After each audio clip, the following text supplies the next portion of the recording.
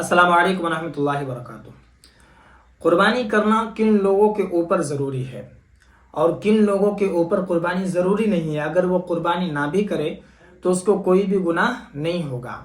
बहुत सारे लोग पिछले साल कुर्बानी किए थे, अभी इस साल सोच रहे हैं कि हम कुर्बानी करें या ना करें, क्योंकि हालात और स्थिति लोगों के हमेशा एक जैसा नहीं होता है। देखिए, सबसे पहली बात तो आपको ये मसला जान लेना होगा। मैं आपको आसान तरीके से बताने की कोशिश करता हूँ ताकि आपको आसानी से समझ में आ जाए। कुर्बानी किसके ऊपर वाजिब है? वाजिब है यानी कि ज़रूरी है। किन लोगों के ऊपर ज़रूरी, इस बात को आप अच्छे से समझ लीजिए। कुर्बानी उन लोगों के ऊपर ज़रूरी है, उन लोगों के ऊपर वाजिब है जो मालिक निसाब है। अब मालिक निसाब वही होगा जो मालदार होगा, क्योंकि मालदार है तभी वो मालिक निसाब है।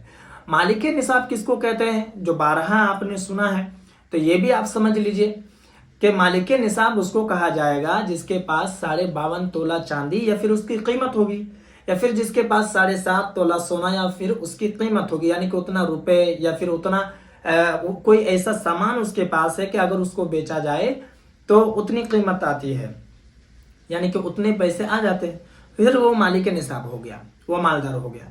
तो अब कुर्बानी उसके ऊपर वाजिब है, ठीक है। अब वो कुर्बानी करेगा।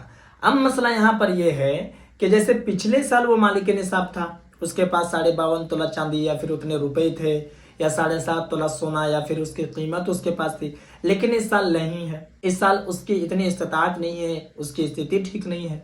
तो अब वो क्या करेगा? अगर कुर्बानी नहीं करता है तो क्या वो गुनाहगार होगा या नहीं होगा? तो इसको आप समझ लीजिए कि इस साल अगर वो मालिक निसाब नहीं है तो उसके ऊपर कोई ज़रूरी नहीं है। बात समझ में आ गई? यानी कि ज़रूरी नहीं है, वाजिब नहीं है। हाँ, अब उसके ऊपर इख्तियार है। अगर वो चाहता है कि हम पिछले साल किए थे और इस साल कैसे छोड़ दें, तो अब वो चाह रहा है कि हम कुर्बानी करें, कर सकता है तो कुर्बानी करें, उसका सवाब मिलेगा। अगर वो चाहता है कि कुछ पैसे मेरे पास है, कुछ पैसे हम उधार लेकर के कर्ज लेकर करें, तो अगर वो बाद में कर्ज लौटाने की इस्तिताअत रखता है, इतनी ताकत रखता है, तो फिर वो कर्ज लेकर के भी कुर्बानी कर सकता है, ठीक है। लेकिन ज़रूरी नहीं है कि उसको करना ही पड़ेगा, क्योंकि ज़रूरी उसके ऊपर है जो मालिक निसाब है, जो कि मैंने आपको बताया कि मालदार है, जिसके पास 52.5 तोला चांदी या फिर 7.5 तोला सोना या फिर उतनी कीमत उसके पास हो। मैं उम्मीद करता हूँ कि मेरी बात आपको समझ में आ गई होगी। बाकी अगर आपके मन में कोई सवाल हो या फिर कोई डाउट हो तो आप मुझे कमेंट पर ज़रूर बताएं, और अगर नए हैं चैनल पर तो चैनल को भी ज़रूर सब्सक्राइब कर लें।